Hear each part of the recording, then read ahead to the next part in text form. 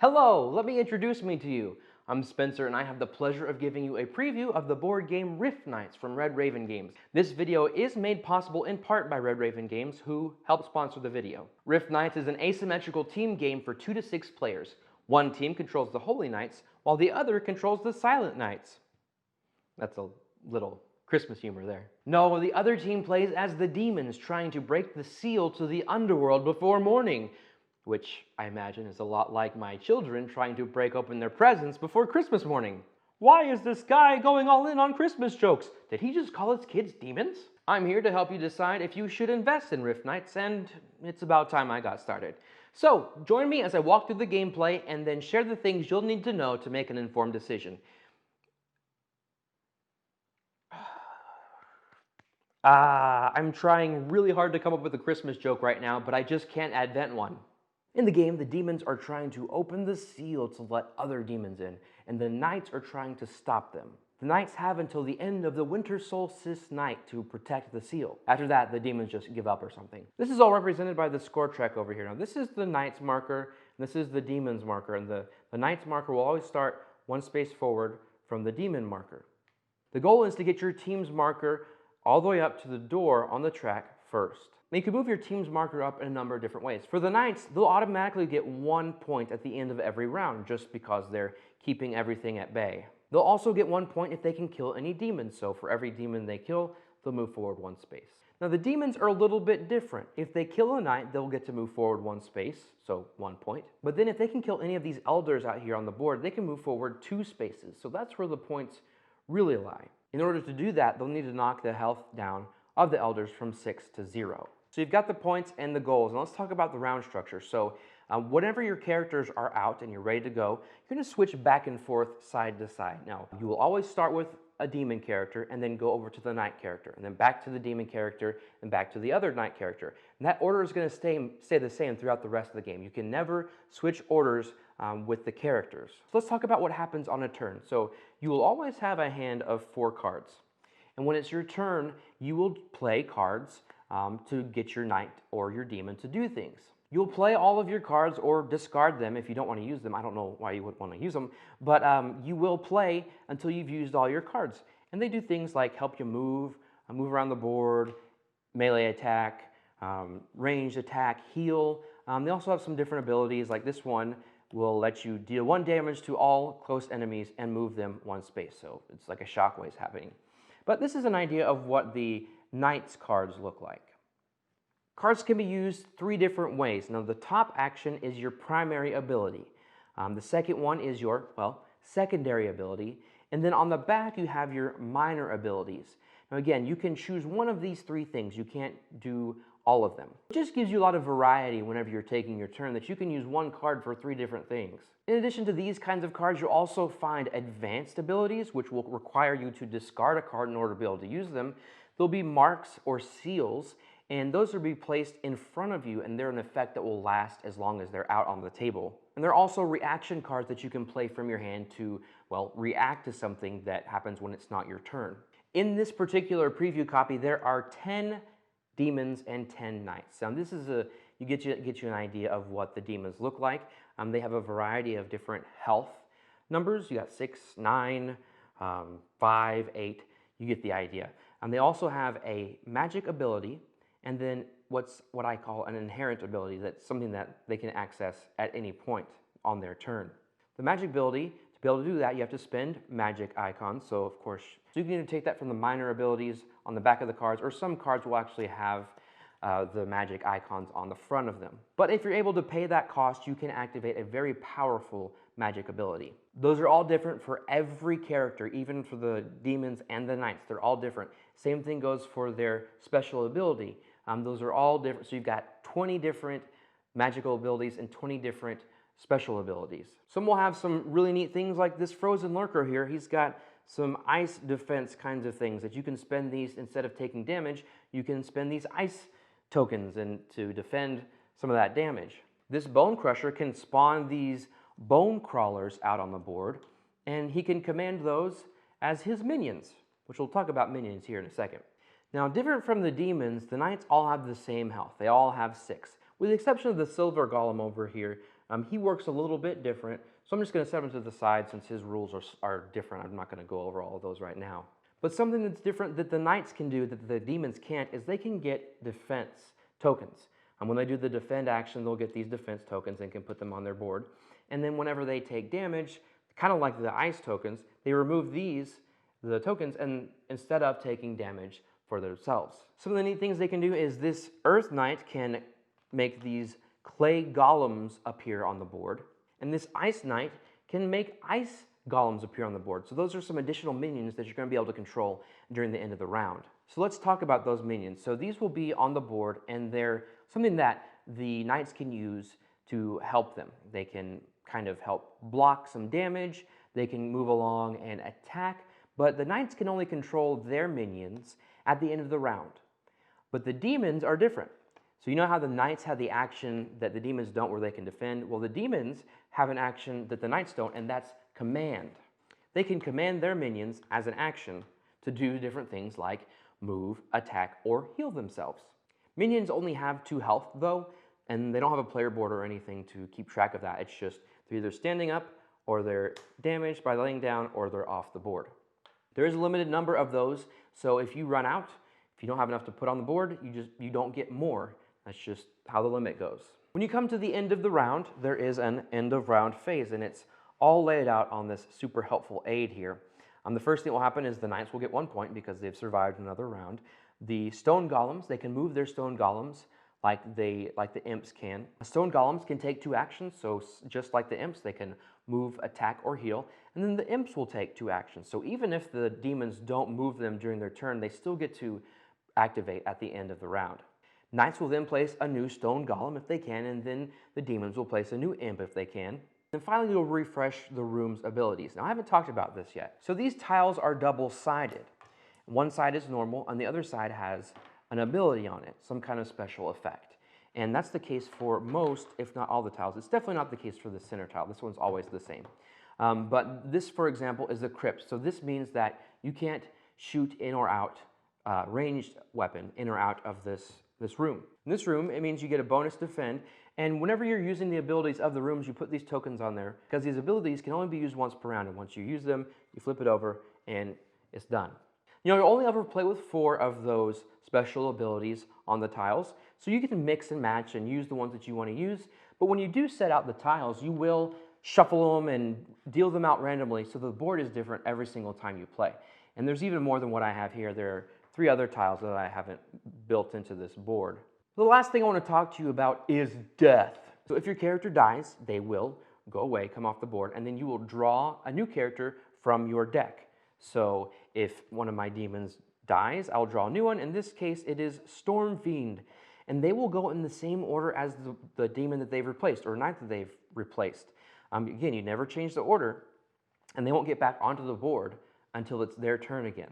So sometimes you may be down a knight or a demon, depending on when that death occurs. Hopefully you don't die too many times, because if you do, well then, as we saw at the beginning, you'll cause their disc to move up to the door, and then of course they would win. So starting with the artwork, it's great. What you would come to expect with the Red Raven game. Now, which is interesting because it's not just Ryan, it's Andrew Bosley who did the character artwork and the box cover, and then Ryan did some of the graphic design. It's a great team effort that makes it still feel like it fits in the Red Raven game catalog. Overall though, I think the characters look great.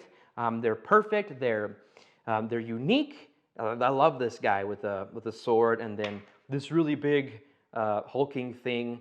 It's all done very well. And there are such a large number of characters, and they are so diverse, they look diverse, their abilities are diverse, and there are male and female characters, and I love that diversity. Overall, I think in this preview copy there are 20 characters, and I think they're all done very well, all diverse, and feel unique and original for each one. Something that's also unique every time you play is the room tiles and how they are set up to make the monastery. The fact that you can mix them up and then use one side or the other, it's going to be different every time you play. And I think the abilities on the rooms, the way that it's set up, are really going to change how the game unfolds. I think that they can make a difference. And when you're racing to get to a room to use its ability for free, and it can only be used once a round, I think that really changes things. So I really recommend that you play with that side as soon as you get familiar with the game. Don't waste any time and dive right into those special abilities. Now the gameplay, it's mechanically sound. I think everything works, nothing is broken. I feel like there's a lot of play testing that went on with this game, and that's a good thing, obviously. But I feel like a lot of care was taken because I don't see anything wrong with it at all. Got some basic concepts, you're running around, you're attacking each other, you're trying to get the guardians down, you've got special abilities, card, hand management type stuff going on. Nothing remarkable, nothing revolutionary, but the way it all works together is very nice. The thing to highlight though is the asymmetry. What I like about this game as opposed to other asymmetrical games is that the asymmetry is done just perfect. It's just the right amount to the point to where you're not confused, you're not constantly asking, what do I do? No, I'm different than you. How are you doing that because you're different, or am I doing things wrong? You don't have to worry about that kind of stuff. Other than just the differences in the goals and like the one or two things that the characters do differently, mechanically, there's nothing different. So you don't have to learn a new set of rules depending on who you're playing. The thing that is different though, that is major, is just the abilities. And the way that those are changed depending on who you're playing with both the magic power and then the inherent ability. And those are all so very different, so unique, and enjoyable, each one.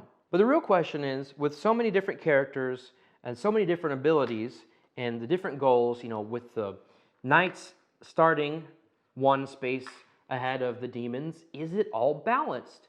And I can say yes. I have seen both sides of things, and both sides seem to be very well balanced. Just as an example, playing with my wife, we played against each other on both sides, and I lost both times. So that either speaks to my ability or her ability, rather, as far as being good, being better than me. But there is no, okay, well, it's easier to play on this side, or it's easier to play on this side. You might enjoy attacking the guardians more than preventing or protecting them and healing them. But as far as one side being better than the other, that's not happening here. They're both very equal. Now, I mentioned playing with my wife. I have to tell you about this last time that we played. For some reason, I was just doing bad, and I was on the Knights team, and she was just whooping me, and I was starting to get angry, and that's not me. I don't normally do that, and I had to take a step back and say, okay, wait a minute, this is a game. This is just a game. She's doing something differently than me, and it's working for her. I'm doing something wrong, clearly. And so I found myself, though, feeling this anger. And if you're prone to that when it comes to head-to-head games like this, I don't think that's going to be any different for you. So you either have to learn to deal with that, be fine attacking someone else and going back and forth like that, or maybe find a different game, because just that's what this type of game does. And I'm fine with it after I got over that and reassured myself, okay, this is all in fun. Don't lose your marriage over one game. But do keep that in mind. It doesn't make it a bad game. It doesn't say that there's anything wrong with it. But for some people, that's just not their style of game. Now, I did want to mention one thing. The cards, I like that it's got the top ability and the bottom ability, and then the action on the back that you can do, so you're choosing one of those three. It reminds me a lot of Gloomhaven and the way that you use those cards. It's not a ripoff, it's not like a direct translation, but I could see how they may have been inspired by that. There's clearly not nearly the amount of restrictions that you experience in that game, but I just thought it was interesting. Now with these cards, there's such a variety of these cards and the way that they're laid out, the actions that are on them, the combos that are on them, the abilities, the special actions, the marks, the seals, all kinds of cards. In fact, look at this deck. This deck is huge, and they're all unique cards, and the same thing for the demons. Just so many cards, and I feel like they're all useful. And what I like about them is, like I mentioned, even if you do come across a card that, you don't want to use either side, you can at least use it for its basic action there at the back. I think there's just the right amount of restriction and freedom in the game. Your most powerful things that you can do, you've got to pay for those. But then you've got the freedom to use some of your inherent abilities. You've got the freedom to play multiple cards, or decide how you want your cards to go. but you only have 4 cards to use, so you have to use them to the best of your ability. So as far as like being wide open or being constricted, I say it's right in the middle, and I feel like that really makes it a solid game. Another thing that I like about the game is the concept of these elders, the elder dice, that they start out at 6 and then you have to knock them down to nothing. And what is particularly interesting is being the knights and having to keep their health up, having to constantly go around and aid these flailing elders. It really causes you to think how you can split yourself, your abilities and your team to go around and administer aid to these guys, all the while fighting off these demons and playing as the knights. I just love that feeling, and I feel like it's something that's unique and different. And then, of course, in addition to the elders, you have the minions. So you've got the imps, the golems, and then the bone thingies. But I like that it's not just your characters, your knights, but you have some other smaller, less powerful creatures that you get to control to do your bidding. And for the demons, being able to do that during the game is very helpful. And then, of course, with the knights, only being able to control the golems at the end of the round isn't quite as helpful. But again, you've got that balance thing going on where then the knights are always getting a point at the end of the game, or at the end of the round. But then you have the demons who are able to control their imps during the round. So again, just another thing to mention about the balance there. I've got quite a mess over here, but just the magic abilities are great. They're powerful, they're useful, and it's not a thing where, oh, I've got this character, I just don't like what they have, so I'll just wait until I get another character to do something good. They're all good.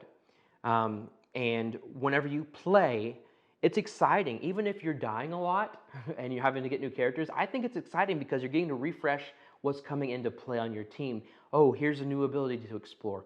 Oh, there's that one that I missed from the last game that we played. Just the way that they interact with each other is very fascinating. The actions, the magic abilities, the things you're doing around the board, it's all thematic. It all makes sense thematically. With the fire and the ice and the abilities in the different rooms, of course. I mean, you've got the river room where you can be on one side or the other. And so I just feel like everything you do in the game is thematic, has a thematic tie to it. The game is super easy to learn. With it just being simply, on your turn you play 4 cards.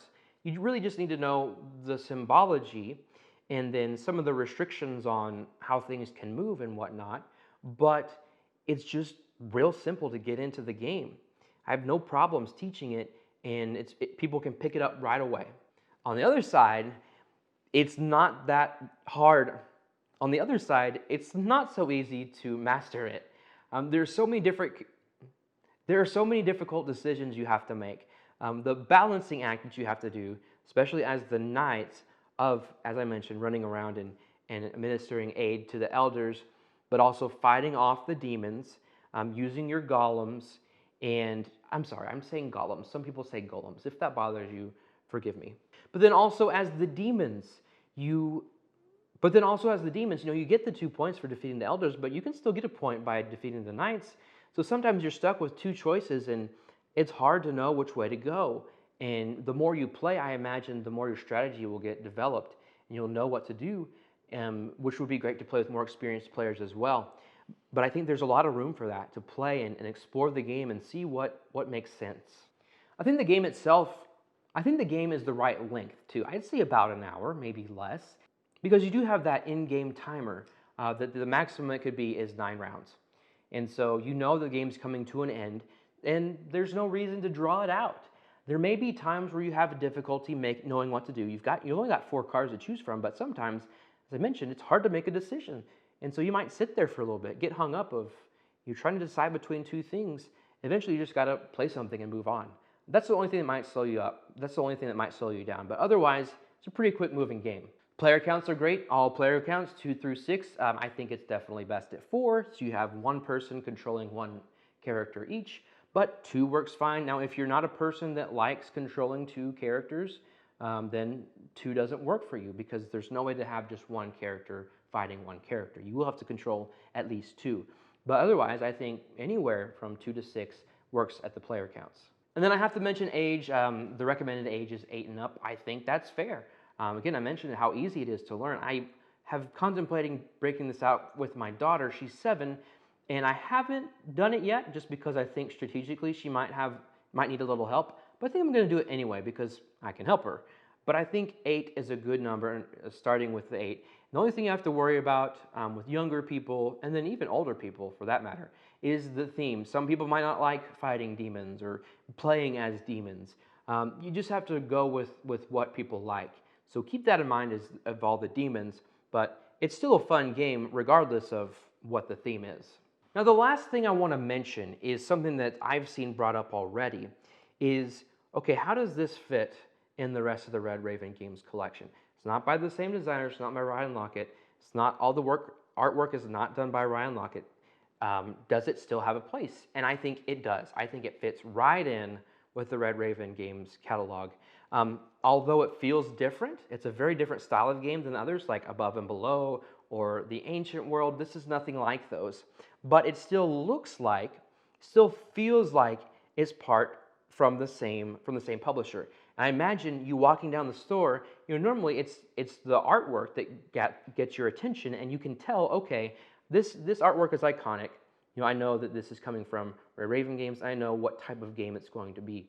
Now with this one, again, with it being a different designer or a different artist, I still think it looks like the rest of the Red Raven Games art, and I think people will still recognize that. Gameplay-wise, it's still simple. It's got some of the same symbols I've seen before, same graphic design, so it feels familiar in that regard. But this is the first battle game that you've got in the Red Raven Games catalog. But this is the first Red Raven battle game, and so it's definitely its own thing, but I think it does fit in quite well. So, do you feel informed? Filled out a detailed list? Checked it twice? Now, if you're on the fence, I say fall off on the side where Rift Knights is. It's the best team versus team game I've played in a long time. It's smooth, thought-provoking, and action-packed until the very end. And with just the right amount of asymmetry, it will have you wanting to play again and again to explore all it has to offer without burning your brain. I wholeheartedly endorse this game, and I think for his first time designing a game alone, Alex Davis knocked it out of the park. Thank you so much for putting up with me throughout this video. If you have any questions or comments about Rift Knights, just put them in the comment section below and I'll get to them as soon as I can. Oh, and while you're at it, would you go ahead and subscribe too? It's all I want for Christmas. Until next time, don't take the board game hobby too seriously. Stay off the naughty list for once. How, you ask? Well, simple. Just lighten up.